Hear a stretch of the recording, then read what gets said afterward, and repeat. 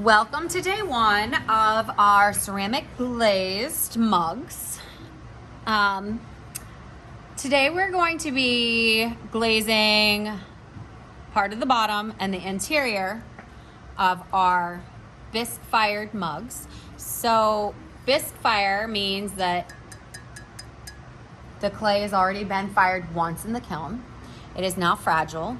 If you add water to it, it's still going to keep its form. Before something is bisque fired, even if your clay was completely dry, if you added water to it, it would eventually melt back down. But this will not do this. This will hold its shape and will break if dropped. So, fragile. What we're going to need today is our scratch paper, a clean ceramic sponge, a glaze brush, some glaze, the first thing that I'm going to do is, do you see this made in China? I'm not a huge fan of that. So I'm going to take my glaze. Now this one so happens to be a new glaze. I went through and checked all the glazes this morning, the ones that are on your tables. We're going to be sharing by color tables. So one table is going to have a big selection of glaze and you're going to have to share.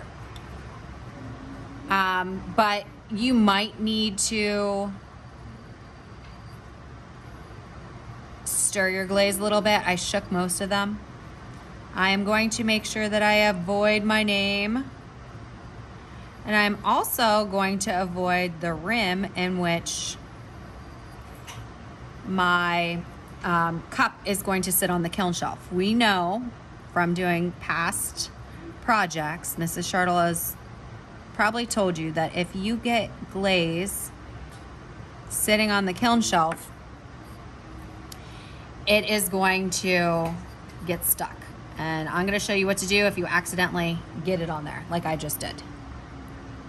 So the likelihood is you're not actually going to need this, except for maybe this part right here.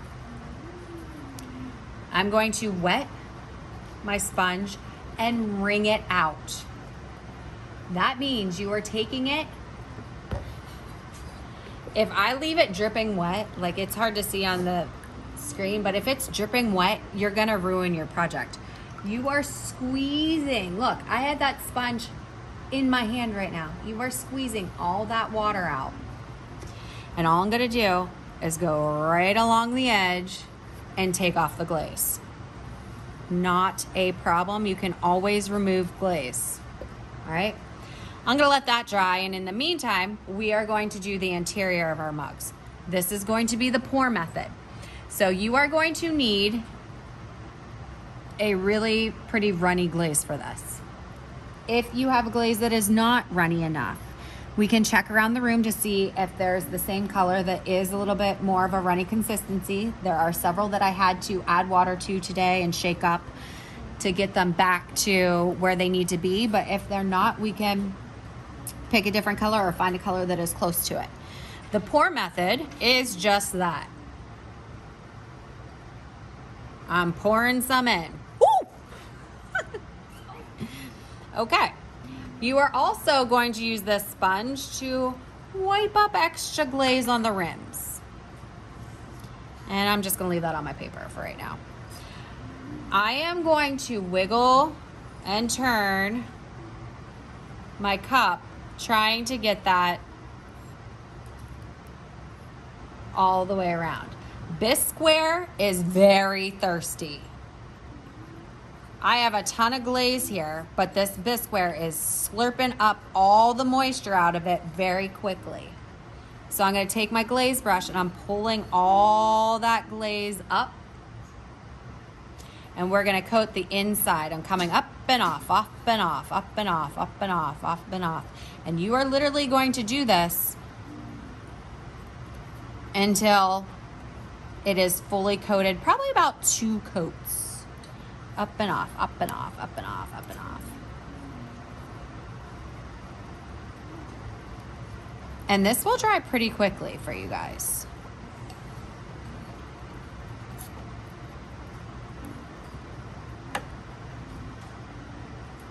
I'm going to go ahead and touch up my bottom again because we need at least 2, if not 3 good coats. And you can see how it starts looking like you used to be able to see streaks. Now I'm covering up some of those streaks. And here you can still see streaks if you look, girl.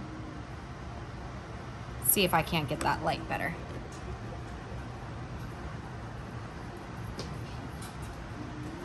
All right, so I'm gonna just make sure my bottom's coated well, and up and off again and again and again and again and again and again.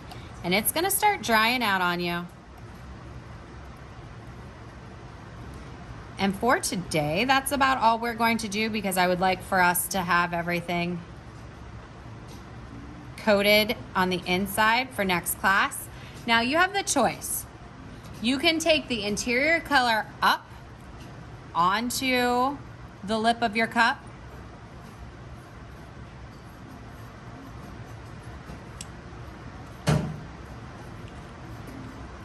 Or you can make sure that your sponge is all wrung out and you can stop it on the lip of your cup and just wipe it off. It is so simple to, don't panic. Like right here, oh my goodness, Mrs. Charlotte went off the side. And it's fixed, okay? I personally kind of like a wiped edge so that the line's nice and clean.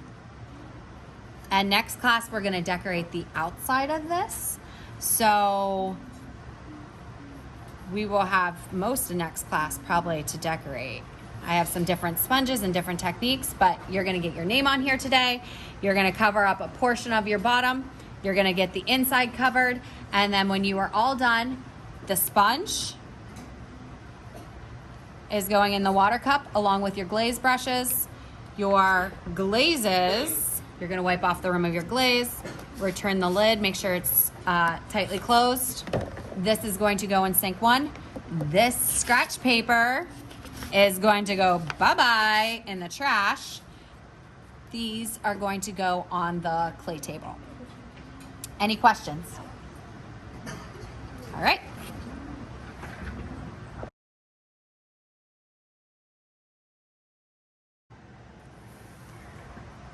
Welcome back to day 2 of our glazed ceramic mug project.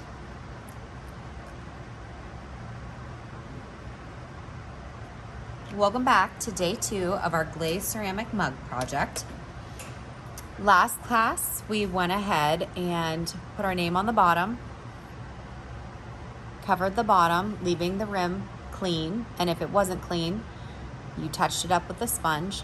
And we did the pour method inside, meaning that we poured the glaze in, rotated it around, and then used our brush to pull it up to the rim and wiped it off. Now, at the end of last class, you should have a fairly clean mug. If you don't, now's the time with your clean water and your clean wrung out sponge to wipe off any imperfections you have on your mug that you don't want there. Maybe your rim isn't completely clean or your edge isn't clean. So you're gonna take a moment and just kind of look at where you left off last class and touch up as needed. This is the one that I did in the demo, but I've went ahead and done 2 others because I want to show you some different techniques. I also wanted to show you what a not clean rim looks like. So I left this as is because I wanted to show you that all it takes is a nice wipe. Now, every time you're wiping, you want to make sure you're getting a fresh part of the sponge. I wouldn't want to wipe with this section right here, but I'm just gonna tidy up the edge of my mug. And while I have clean water, this is a great time to do it. Make sure that everything's all nice and clean for you before you move forward. My handle, I just got some glaze on, so I'm gonna wanna clean that up.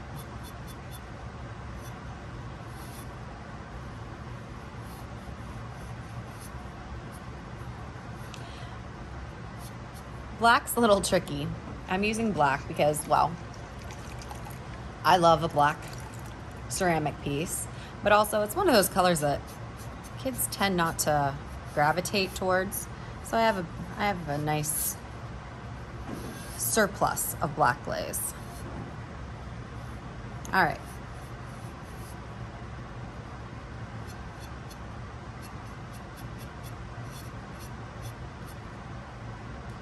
That looks pretty good.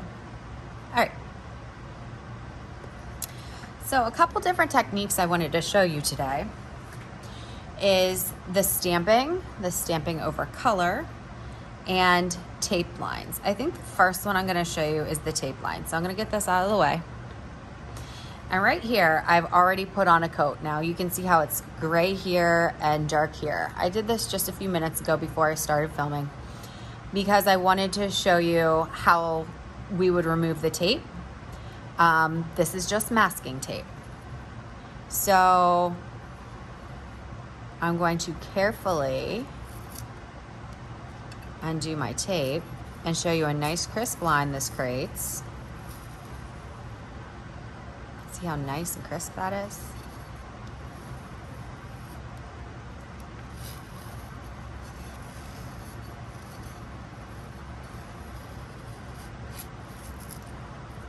And I personally like to let my glaze dry a little bit so that I'm not making a mess, especially if I have wet glaze on the tape, making a mess anywhere on here. So right now I have a nice little black bottom to this mug.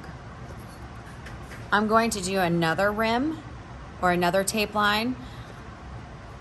And you're gonna say, Mrs. Shirtle, you didn't glaze the inside of this yet. Well, there's a reason for that.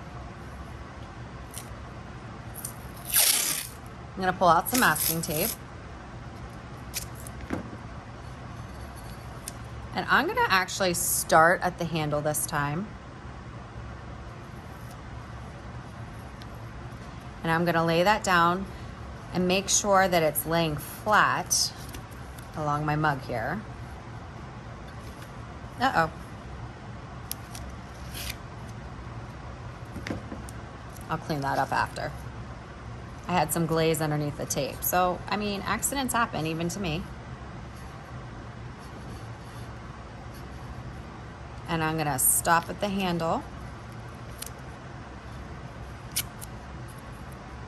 Make sure that that's all pressed down real nice. And I'm gonna be glazing this part, so I wanna make sure that this portion is really nice and flat and pressed down.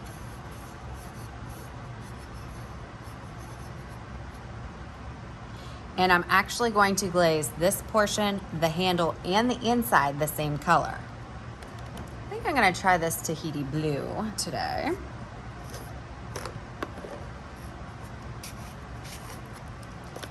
And I'm going to, once again, do the pour method inside.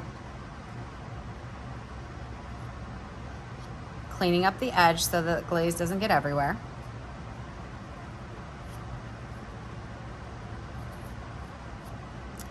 I'm gonna swirl it, so it's hard to see on camera, but I'm getting the glaze up along the side here. And then I'm gonna take my brush and I'm gonna brush it upward. My glaze brush, that is. I had a lot of questions last class, Mr. Shirtle, I have too much glaze in here. Well, that's not a problem, because all you're gonna do is you're gonna take your original color here, and I'm gonna pull that back into my glaze. So being that I have a lot of glaze in here, that's okay, because we need at least 2, if not 3, nice coats of glaze. I'm gonna pull that up. And yes, I have quite a bit of glaze, but since I'm doing the rim, I'm gonna use some of this here. Last class we cleaned up the rim, but I wanna show you that you could also, since I did this tape line, I want a border. So I want my rim in the very top portion of my glass, or I'm sorry, my mug, to have this color on it. And I'm actually just gonna use the glaze from what's inside my mug, making sure, do you see that white spot right there? I wanna make sure that I get that covered really nice and solid. And as your bisque-ware is pulling the moisture out of the glaze, it's gonna get very like dusty. That's when you know that it's starting to dry, and I can go back through and do another coat over top of it. So you want it to get dusty really before you do another coat, because you're not doing much if it hasn't soaked into the pottery yet. Now I said I was going to do my handle too, didn't I? So I'm going to do the outside.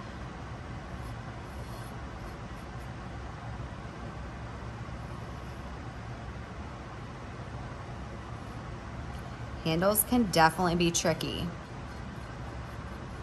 So be very careful when you're doing them.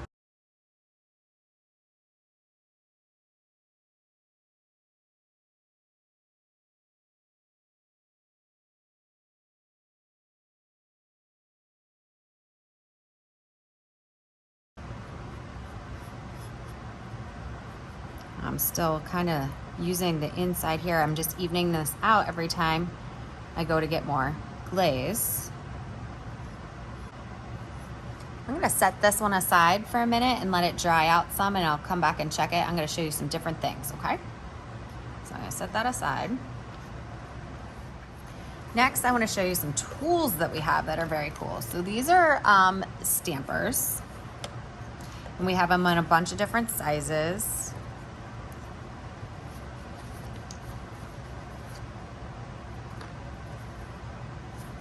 I think those are the same size there. But on this one, I think I'm gonna keep this one in the black and white realm here. And I think I'm going to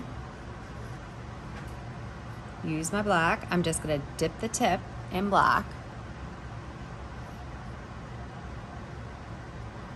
And on the edge of my scratch paper here, I'm gonna take off a little bit because we don't want it to be too loaded with paint. Very important. I see like I have some black here again on my mug. I don't clean that up before I get going with this.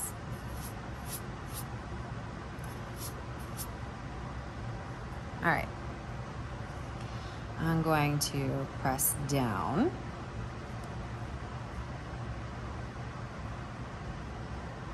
And I get about 2 solid stamps. I'm making this like a little puddle of glaze for myself here.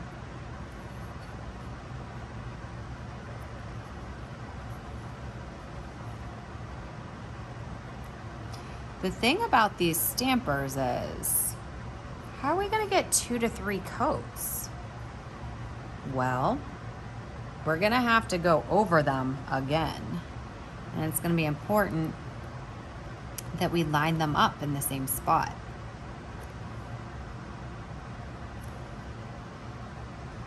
Right there. Well, that one obviously I'm gonna need to redo.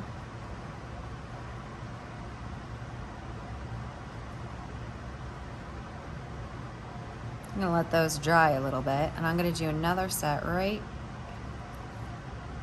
in between here.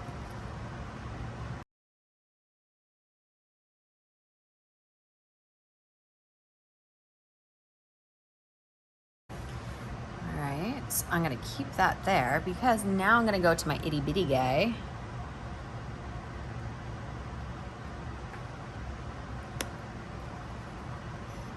And I'm gonna go in between there.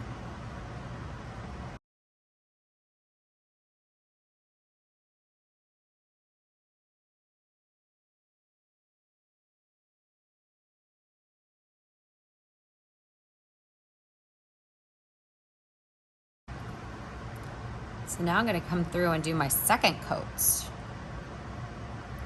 Very important that you line it up in the same spot.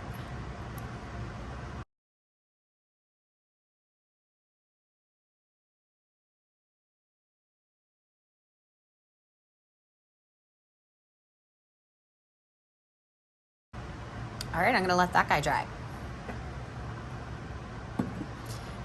Now these can be put into your water containers, or they can be washed out in them. So I'm just bouncing it off the bottom of the container, and then you're gonna wanna wring out the water with your fingers.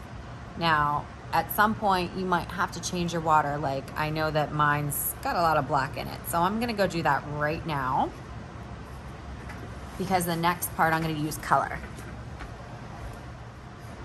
All right, so off camera, I went ahead and painted a yellow rim. I taped off a yellow rim and painted it. I wanted to show you another technique with dots. Painting with dots is called stippling. And we've done stippling before. We are going to use, you could use the sponges. And these would be quite large flowers. They would be really pretty big. Even the smallest ones would be big. Or I'm gonna use my handy trick of the eraser end. I don't know, I love painting or stippling with my eraser ends. So I'm going to do one right here. I'm gonna dip my center in orange. I'm gonna do one right on the line. And being that I'm putting so much glaze on, you might get away with just doing one coat to be safe. You might, and if you have time, do two.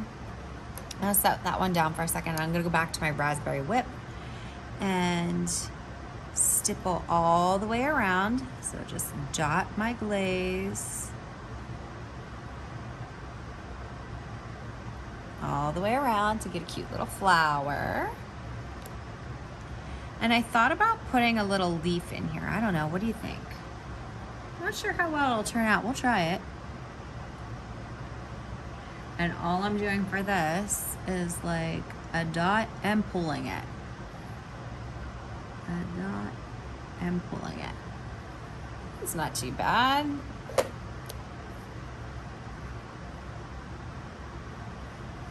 I'm gonna put my next one right here. Now the thing about this is you kind of do have to let this dry. I don't know if you can see this well, but you see how this dot is trying to like drip? We really want to avoid that. And I don't want to turn the cup too much because I don't want to lose that flower either. So you kind of have to take your time with this. I'm gonna blow on this to try to speed it up a little bit.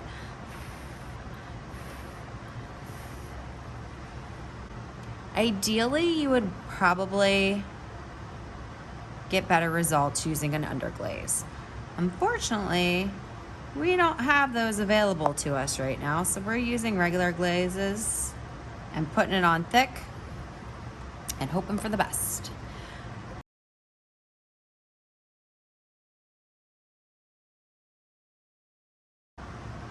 Right, I'm gonna allow this some time to dry because I don't want to turn it anymore and let my flowers have the risk of running. So I'm gonna set this aside and I'm gonna come back to my other striped one. And I think we're probably good to peel off this rim now. So I'm gonna go ahead and do that. Careful not to get glaze on it. If you feel more comfortable, if you have masking tape on your cup and you'd like to leave it until your glaze dries, I will take it off for you. I'm not gonna put it in the kiln with glaze on it, or with masking tape on it. So you have me to help you. I notice that I do have a little bit. Remember, we had this little area right here.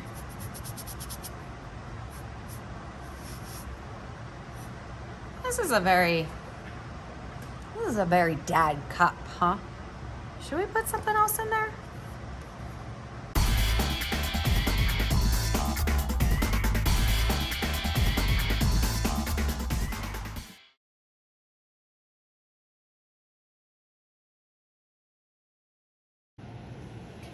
The last thing I wanted to show you was finishing up your ceramic mugs if you have any white exposed.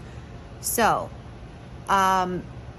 for this, you're gonna need clear transparent glaze, and it's gonna be like a bubblegum pink, and a glaze brush and scratch paper. But this is what I want to point out to you. The colored glaze has a gloss shine to it. So right now, if you take a look at this, it's very like dusty. It's actually leaving like a little bit of dust on my fingers. If you don't put a colored glaze or the transparent glaze over top of this white area, this bisque-ware will keep this surface quality, meaning that it'll be kind of rough. And we don't want that. We want that glassy, kind of smooth, shiny finish. So this is super easy. I'm going to make sure that it's shaken up. And depending on your glaze, it's gonna tell you how many coats. This says apply 3 brush coats. I've done 2 before, but we're gonna just put it on kind of thick and see where we get. All right, so you will need your scratch paper.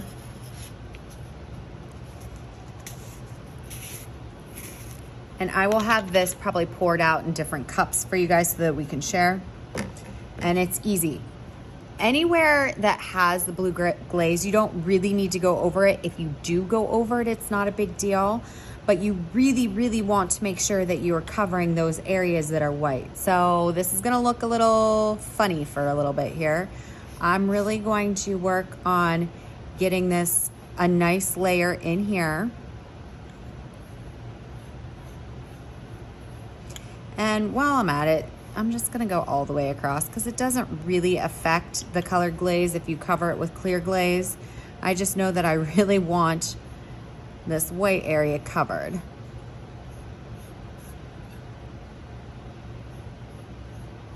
And I'm gonna go ahead and do this to all mine and then let it dry and show you what the finished result looks like, because it's gonna look completely different with this Pepto-Bismol colored bubblegum pink glaze over top.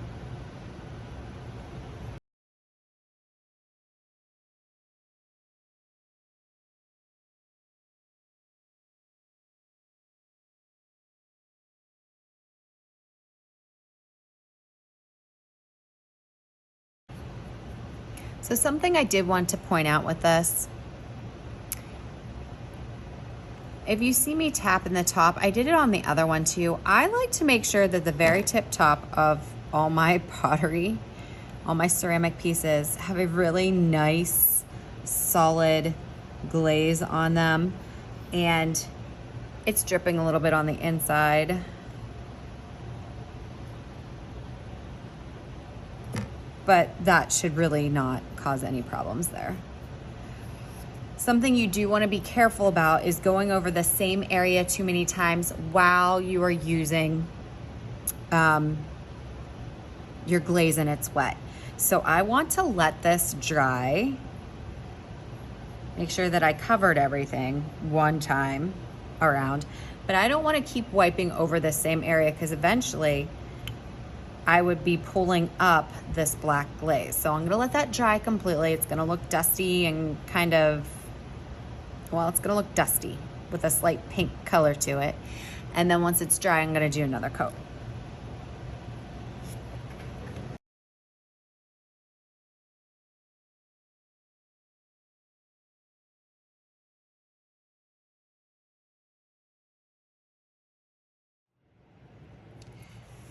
So this is what they look like once they are dry. A final finishing touch I wanted to mention was the very bottom of these, cleaning them up. But remember, if you have glaze, you don't have to do this pink clear glaze.